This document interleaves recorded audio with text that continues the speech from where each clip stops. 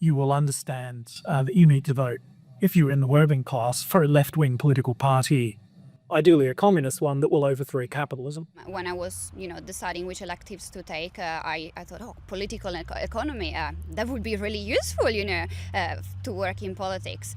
And that was the biggest disappointment on the first lecture for an hour and a half. The lecturer just bragged on about, how people that vote for right-wing leaning parties, they are uneducated, they have no understanding of how the world works, they have some sort of false consciousness.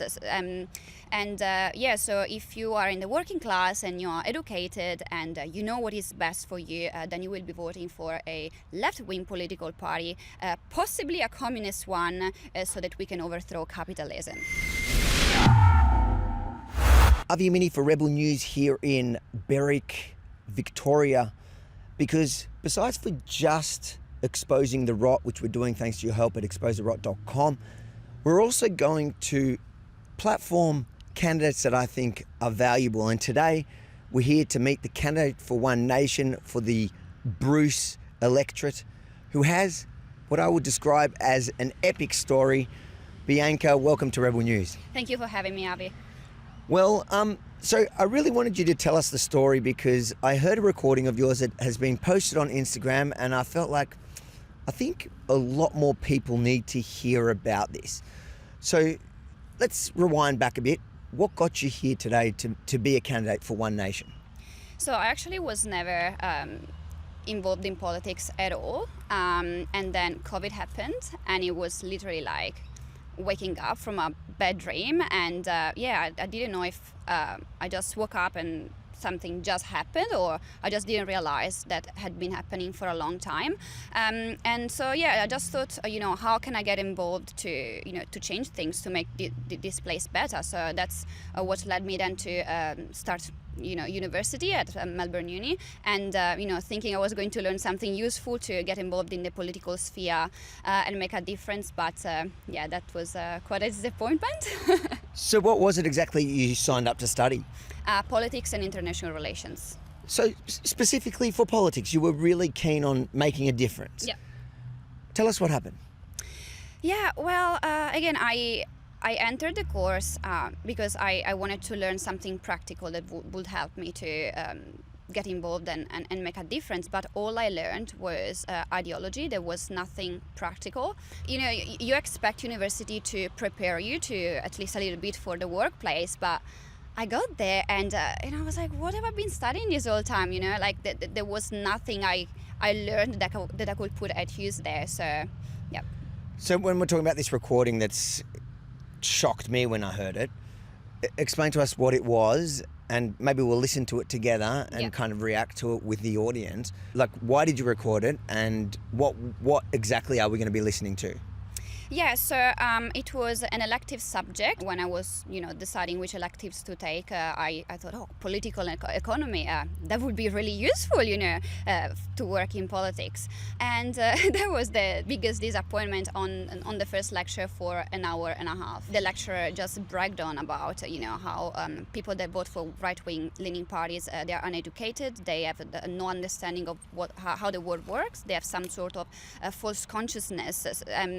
So if you are in the working class and you are educated and you know what is best for you, then you will be voting for a left-wing political party, possibly a communist one, so that we can overthrow capitalism. Many people will say, it is just interest-based determinism. If you're a capitalist, you'll think like this.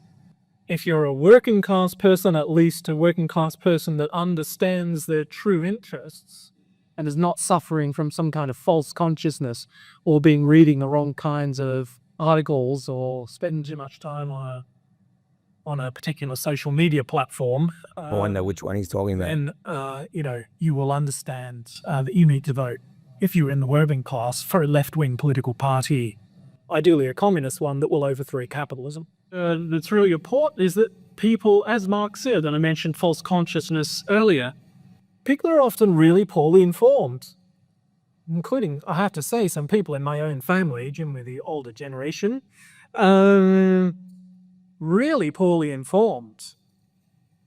Oh, don't worry, Andrew, about that climate change stuff. It's really happy. It was really hot back in the 1950s in Western Australia, let me tell you. Right, my dad. Yeah, that's... Anyway, poorly informed, disengaged, listening to the wrong people, on TV. Andrew Bolt should be listening to me. Another Andrew. That's his name. He's Andrew too. Influenced by the media. You probably all got an uncle or a grandfather or someone like this, or maybe you're lucky and you don't. But people are often biased by ideology. Don't necessarily understand the world. The irony. Hopefully as well as you people, because you're at university, you are getting educated, so you will understand best, But the irony that they're blinded by ideology, which is exactly what he is. That is indoctrination. That again, when you push so much for a political side, and you're literally telling your students that's what you should be voting for, otherwise you are uneducated and you don't understand what's best for you and how the world works. That's not education. That is indoctrination. And it's even worse than that. It's slightly or very concerning. The idea that he says, hopefully they'll vote for communist and overthrow capitalism. The very system that keeps him there, True, because you came here as an international student. It was literally the university selling you a spot, which ultimately ended you up in front of this guy who was condemning the exact system that brought you here. Yeah, it's astonishing. That's why I really thought it was important to really expose what's going on in, especially in higher education today, because it explains a lot of the social trends and especially the voting pattern of young people, especially in urban areas.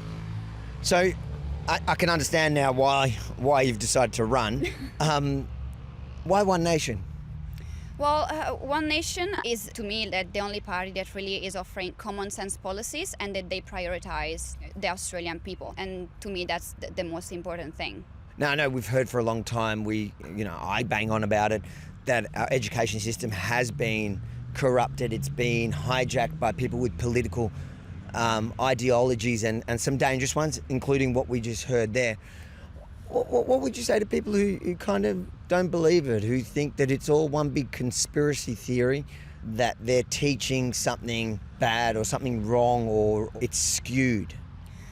Well, I actually did a little bit of research on this and I wrote a paper on it. I can't recall right now if it was 2003 or 2005, but Pat Byrne, the president of the Education Union, she actually released a statement saying that the union was finally successful of influencing the curriculum, and that now conservatives would have had a lot of work to do to undo the progressive curriculum, so that they don't even try to hide it. It's there.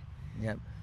And what would you say, you're fairly new to Australia, I guess. Well, a lot of people, I think the old perception of One Nation is it's an anti-immigrant party. You're an immigrant. Do people look at you and go, what the heck are you running for One Nation? And what do you respond to that? Yeah, well, I got quite a bit of criticism on that, because again, as you said, how could you, run for a party that is against immigration? You're running for a party that hates people like you. All I have to say to people like that, because again, when they come from that predisposition, you're not really going to change their idea.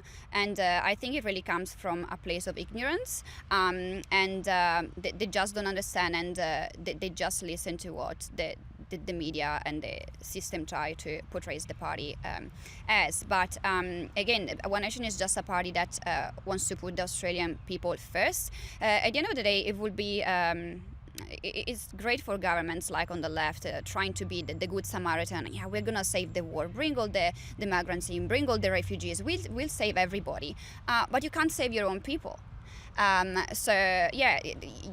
A government, to me, has to put their people first, and that's why I actually had to renounce my Italian citizenship to stand as a federal candidate, because it is a conflict of interest. And if you can't take the decision of renouncing your other citizenship to prioritize Australia, then that will impact the way that you approach possible legislation. So I think that is very important, yes. And finally, what would you say to somebody who's undecided? Why should they vote for One Nation? Well, especially at this election cycle, we've seen both the major parties taking many of our policies and reintroducing them in a bit of a wash-up, way. So we came up with some fantastic policies that are going to bring real change immediately. Not like with Labour that they're going to give you $5, back per week. In a year time, in 2026. So the changes that One Nation policies will bring would be immediate, like at 20% cheaper electricity bills. The fuel excise, that's another legislation that we came up with, and that would be for 3 years as introduced by us, whereas the Liberals are just only doing it for 1 year. So we came up with most of these fantastic policies, and I think that as a proven record, we would be the party that the people can trust to see them through. Yeah. I got to agree with you on one thing specifically is a proven record. I think you can say a lot of things about Pauline Hanson and One Nation, but they are the longest minor party with probably the most consistent record. And she believes, and they believe in what they do. In fact, she sat in jail for it. So good luck in the election. I think I'm sold. If you think it's important for every Australian to hear that recording from Melbourne University and also to hear from and see the real faces of One Nation, not the one the mainstream media presents, make sure to like, comment, but most importantly, share it far and wide, because the mainstream media, they will not play that recording and they will not give these candidates a proper platform. So it's up to you guys at home. And then head over to exposetherot.com. Check out the research we're finding and share it with the world. We only have a couple of weeks until it's too late.